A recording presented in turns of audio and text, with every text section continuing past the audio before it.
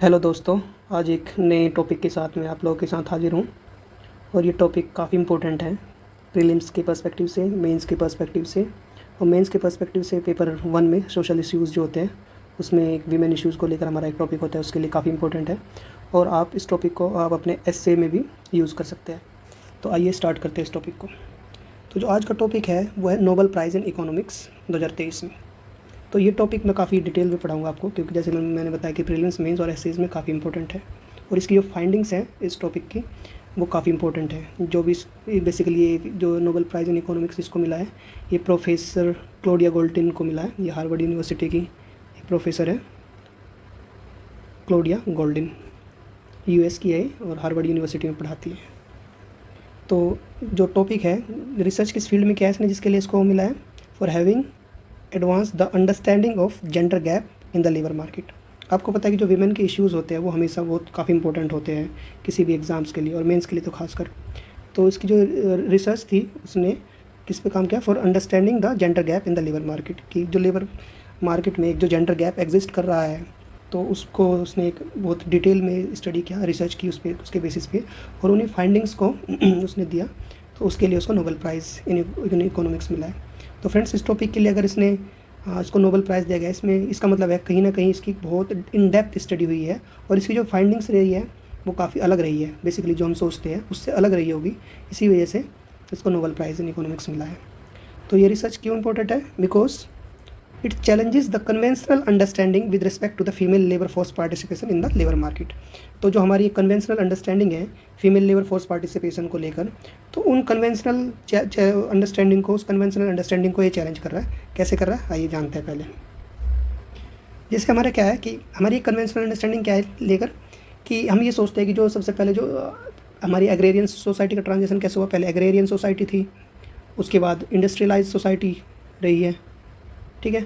तो हमारी एक अंडरस्टैंडिंग क्या है कि एग्रेरियन सोसाइटी में जो female labour force participation rate वो ज़्यादा रहा है, सॉरी वो कम रहा है, और इंडस्ट्रियलाइजेशन के टाइम पे बहुत ज़्यादा हुआ है। ये हमारी कन्वेंशनल अंडरस्टैंडिंग है। लेकिन जो ये रिसर्च की है सर क्लोडिया गोल्डिन ने, उसने क्या देखा है कि नहीं, कि हमारी जो पहले लेबर फोर्स पार्टिसिपेशन रेट बहुत ज़्यादा था और इंडस्ट्रियलाइजेशन के टाइम पे कम हुआ है। जबकि हमारी अंडरस्टैंडिंग क्या है, हमें ये लगता है कि नहीं, पहले कम था, इंडस्ट्रियलाइजेशन के टाइम पे बहुत ज़्यादा हो गया। ये एक फाइंडिंग रही, ठीक है। दूसरा है the female labour force participation in the labour market increase during the industrialisation in comparison to the pre industry. मैंने बता दिया आपको। एक हमारा यह है कि अगर female labour force participation rate आपको बढ़ाना है तो उसके लिए आपको क्या करना है? आपको इकोनॉमिक ग्रोथ एंड डेवलपमेंट बहुत ज़रूरी है। इकोनॉमिक ग्रोथ एंड डेवलपमेंट, हमें ये लगता है कि सिर्फ ये इकोनॉमिक ग्रोथ एंड डेवलपमेंट होगी तो female labour force participation rate automatically increase हो जाएगा।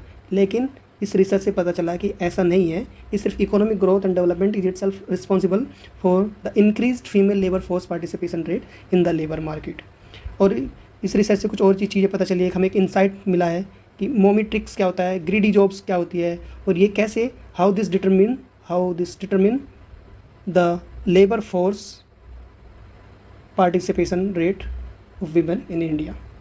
तो आइए अब इनके बारे में मैंने आपको एक थोड़ा शुरुआत में एक पर्सपेक्टिव दिया आपको मैंने, और इसके बारे में अब डिटेल से बात करते हैं। मेजर फाइंडिंग्स क्या रही है गोल्डन की? तो सबसे पहले तो जो मैंने आपको बताया कि हमें लगता था कि ये प्री इंडस्ट्रियल फेज़ में पहले कम था, और इंडस्ट्रियलाइजेशन के टाइम पे जो फीमेल का इन्वॉल्वमेंट है, लेबर फोर्स पार्टिसिपेशन रेट वो बहुत ज़्यादा हो गया। ऐसा नहीं है। उसने कहा कि नहीं, पहले बहुत ज़्यादा था, प्री इंडस्ट्रियल फेज़ में बहुत ज़्यादा था, और ये इंडस्ट्रियलाइजेशन के टाइम पे घटा है। अब उसका रीज़न क्या देती है? रीज़न ये क्लोडिया गोल्डन देती है, और उसको एक यू शेप्ड रिलेशनशिप उसने दिखाया। मैं आपको ये यू शेप्ड जो कर्व है इसको एक्सप्लेन करूँगा। तो उसने जो उसकी एक्सप्लेनेशन क्या दिया है, उसने कहा कि जब हमारी पहले प्री इंडस्ट्रियल सोसाइटी थी, प्री इंडस्ट्रियल सोसाइटी या फिर एग्रेरियन सोसाइटी थी, उस टाइम जो फीमेल का जो डोमेस्टिक वर्क और उसके बाद जो एग्रेरियन वर्क, इसमें एक बैलेंस होता था, क्योंकि एक फ्लेक्सिबिलिटी होती थी कि चलो पहले आप घर का काम कर लो, उसके बाद फिर आप खेत में चले जाना, एग्रेरियन रिलेटेड काम कर लेना। लेकिन इंडस्ट्रियलाइजेशन के टाइम पे जो फ्लेक्सिबिलिटी थी वो ख़त्म हो गई, रिजिड हो गई। तो फिर वो जो घर का काम करना और घर से बाहर का काम करना, उसको बैलेंस बनाना वो काफ़ी डिफिकल्ट हो गया। इसकी वजह से जब हमें लगता है कि नहीं, इंडस्ट्रियलाइजेशन के टाइम पे बहुत बड़ा होगा female labour force participation rate, वो एक्चुअल में घटा है। और उसको उसने दिखाने के लिए ये एक यू शेप्ड कर्व दिया है तो यू शेप्ड कर्व में आप देख सकते हो इसमें क्या कह रहे हैं कि एग्रीकल्चर के टाइम पे जो female labour force participation rate वो काफ़ी ज़्यादा था, ये प्री इंडस्ट्रियल फेज़ था, और उसके बाद जैसे जैसे हमारा इंडस्ट्रियल फेज़ आया हमारा, उसके बाद लेबर फोर्स पार्टिसिपेशन रेट घटा है। और उसके बाद फिर जैसे ही हमारी जब सर्विस सोसाइटी आई, जब सर्विस सेक्टर हमारा बूम करने लगा, उसके बाद फिर female labour force participation rate हमारा बढ़ा है। और ये मॉडर्न सोसाइटी की बात कर रहे हैं हम, जिसमें कंट्रासेप्टिव पिल्स, चेंजिंग एक्सपेक्टेशंस और ये एक्सपेंडिंग एजुकेशन। तो इन रीजंस की वजह से जब हमारी सर्विस सोसाइटी आई तो सर्विस सोसाइटी में फिर female labour force participation rate है वो काफ़ी बढ़ा है। तो आपने देख रहे होंगे कि ये एक यू शेप्ड कर्व बन रहा है, जिसमें पहले बहुत ज़्यादा था female labour force participation rate, फिर वो डिक्लाइन हुआ इंडस्ट्रियल सोसाइटी के टाइम पे, और उसके बाद फिर वो बढ़ा है ड्यूरिंग सर्विस सोसाइटी। अब इसके बाद दूसरे पॉइंट पे बढ़ते हैं, तो कि एक जो अर्निंग गैप है बिटवीन मैन एंड वीमेन, अब उसके बारे में बात करते हैं। तो क्लोडिया गोल्डन क्या ऑब्जर्व करती है, उसने कहा कि वैसे तो हम ये अपने आप को कहते रहते हैं कि we are living in a modernised society where economic which is driven by economic growth and rising proportions of employed women in the 20th century. However there still exist a significant gap between the earnings of man and women. हम so called modernised society में रहते हैं जहाँ economic growth बहुत है, लेकिन अभी भी वो कहते हैं कि there still exist a significant gap between the earnings of man and women. अब उसके लिए क्या एक्सप्लेनेशन देती है, उसके लिए उसके एक्सप्लेनेशन ये काफ़ी इंपॉर्टेंट है और काफ़ी इंटरेस्टिंग भी है, आप इसको देखिए। तो पहला एक्सप्लेनेशन क्या देती है, कहती है वो ऑक्यूपेशनल सेग्रीगेशन। इसका मतलब वो कहती है कि जो विमेन है they work in a stereotypically feminine jobs that are lower paying. तो वो एक पहले से बना रखा है कि these jobs are only for women, और उनको है ना एक टिपिकली वो फेमिनिन जॉब्स मान दिया केयर गिविंग में या इस तरह से, और वो जो जॉब्स है वो क्या है वो काफ़ी लोअर पेइंग है। तो एक सेग्रीगेशन कर दिया, segregation on the basis of occupation.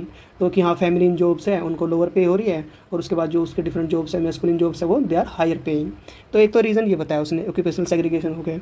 दूसरा है greedy jobs and mommy track.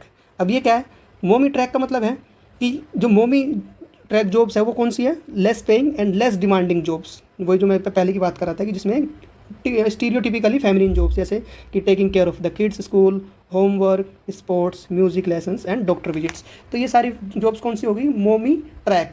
और ये कौन सी है, ये लो पेइंग जॉब्स हैं, ठीक है, लो पेइंग जॉब्स। और इनको कौन करेगी, विमेन करेगी। जब लो करेगी और विमेन करेगी तो इसका क्या मतलब है कि जो उनके में जो उनका पे है वो काफ़ी कम होगा। लेकिन अगर आप मैन सोसाइटी की बात करो तो मैन कौन सी जॉब करते हो, उसने ग्रीडी जॉब्स करते हैं। ग्रीडी जॉब्स में क्या है कि आपको उसमें बहुत ज़्यादा रिटर्न मिलेगा, आपकी बहुत ज़्यादा सैलरी होगी, लेकिन उसमें क्या होगा, it will require long work hours, बहुत ज़्यादा टाइम देने की ज़रूरत पड़ेगी, नेटवर्किंग की ज़रूरत पड़ेगी, लेट नाइट मीटिंग्स भी अटेंड करनी पड़ सकती है, और आपको बहुत ज़्यादा ट्रैवल भी करना पड़ सकता है। तो क्लोडिया गोल्डन ये कहती है कि there are basically two type of jobs, एक तो ग्रीडी जॉब्स और एक मोमी ट्रैक। तो ग्रीडी जॉब्स में तो जो मैन होता है वो कैरी आउट करते हैं, और जो मोमी ट्रैक है which are lower paying jobs they are being carried out by the women of the society, and that's why there still exist a significant gap between the earnings of man and women. ठीक है, तो कहती है according to her in most families the man is in the greedy job and the women is on mommy track. So this creates a large pay gap between the man and women. तो आपको समझ में आ गया, उसने दो चीज़ें बताई, एक तो क्या ऑक्यूपेशनल सेग्रीगेशन है, ठीक है, और दूसरा है greedy jobs and mommy track. I hope ये आपको दोनों चीज़ें समझ में आ गई होगी। अब तीसरे पे आते हैं। तीसरा ये the role of expectations and career choices. अब विमेन को पहले से ही पता है कि उनके जो फ्यूचर को लेकर उनके एस्पिरेशंस काफ़ी लिमिटेड होते हैं। क्यों? क्योंकि उनको पता है कि जो उनको फ्यूचर में कौन से रोल प्ले करने हैं, they have predominantly to play a mother's role and raise children, thus their educational decisions. अब वो जो डिसीजंस लेंगे एजुकेशंस को लेकर या फिर करियर चॉइसेस को लेकर, they are being impacted by the future expectations from them as mothers. तो उनको ये रहता है कि हमें एज अ मदर हमारे से क्या फ्यूचर एक्सपेक्टेशंस रहेगी, और उसकी वजह से जो उनके डिसीजंस होते हैं, चाहे वो एजुकेशनल डिसीजंस हो या फिर करियर चॉइसेस हो, वो they get impacted, and hence women settle for low paying careers from childhood itself. तो वो बचपन से ही होता है कि हमारे से ये एक्सपेक्टेशंस तो है नहीं कि हाँ भाई ये 5 लाख कमाए, 10 लाख कमाए। हमें अल्टीमेटली जो हमसे एक्सपेक्ट किया जा रहा है वो मदर्स के जो रोल्स है, वो जो रिस्पॉन्सिबिलिटीज़ है वही एक्सपेक्ट की जाएंगी। तो उनका बचपन से ये हो जाता है कि हाँ चलो ठीक है, लो पेइंग जॉब्स भी हम कर लेंगे। तो ये 3 चीज़ें काफ़ी इंपॉर्टेंट थी, एक तो occupational segregation, greedy jobs and mommy track, और उसके बाद the role of expectations and career choices. और इन 3 रीजन्स की वजह से जो फीमेल का होता है उनका जो पे होता है वो मैन से बहुत कम होता है इन कंपेरिजन टू मैन। अब क्लोडिया गोल्डन बात करते हैं मैरिज बैरियर्स इन एम्प्लॉयमेंट। तो उसकी एक ऑब्जर्वेशन है उस अपनी रिसर्च में, उसने क्या किया कि जो 20th सेंचुरी के बिगिनिंग में जो 20% ऑफ वीमेन जो भी एम्प्लॉयड थी, उनमें से सिर्फ जो मैरिड कितनी थी, ओनली 5%। यानी आप देख लीजिए 20% अगर वीमेन है उसमें से मैरिड कितनी है, ओनली 5%। तो इसका ये क्या दिखाता है, ये दिखाता है कि जो शादी के बाद है, the practice of firing is very much prevalent and not hiring women once married.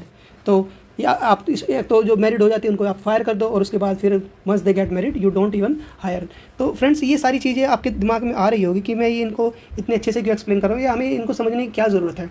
Ultimately हमें क्या है, हम ये चाहते हैं कि एक सोसाइटी ऐसी बने जिसमें है ना man equal society, man and women equal तौर पे इनको ट्रीट किया जाए।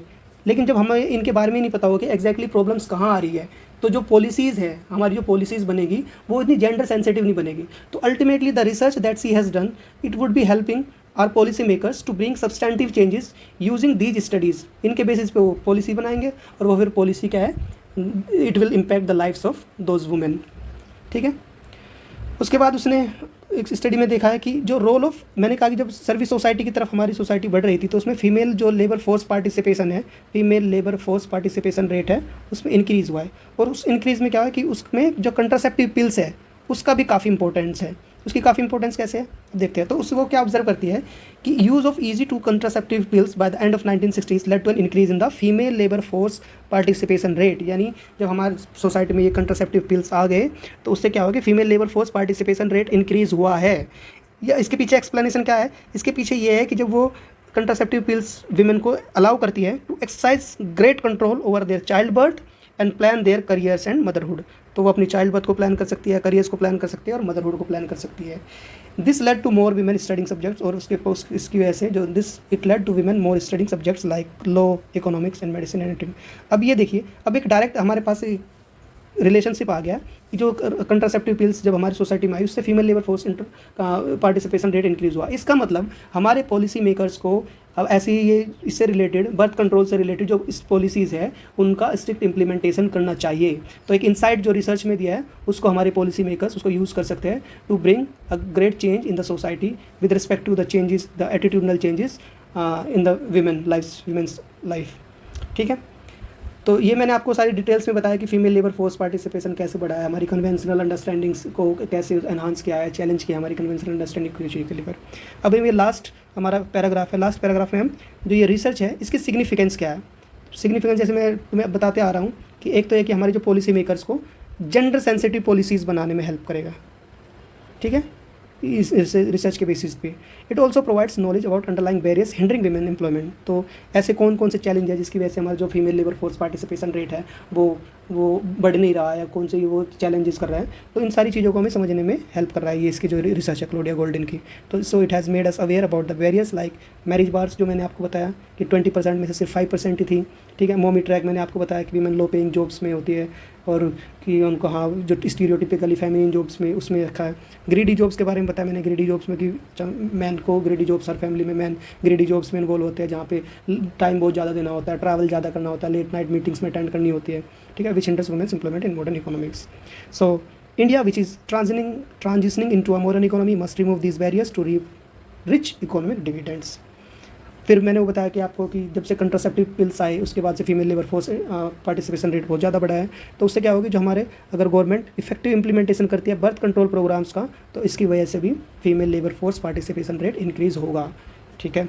और लास्ट है हमारा कि increase in the investment in women education, यानी जैसे जैसे वीमेन की एजुकेशन बढ़ती है ऐसे ऐसे female labour force participation rate भी इंक्रीज़ होता है। तो हम गवर्नमेंट क्या है कि वीमेन के लिए ऐसी एजुकेशन की फील्ड में अपना इन्वेस्टमेंट बढ़ा सकती है।